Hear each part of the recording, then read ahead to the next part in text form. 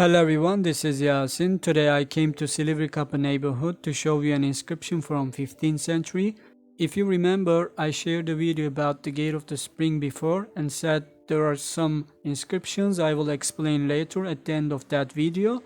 So let's start with the first one. The inscription I want to show you can be seen on the rear side of the gate and reads, "This God-protected gate of the life-giving spring was restored with the cooperation at the expense of Manuel briennios Leontari, in the reign of the most pious sovereigns, John and Maria Palaiologos, in the month of May, in the year 6946.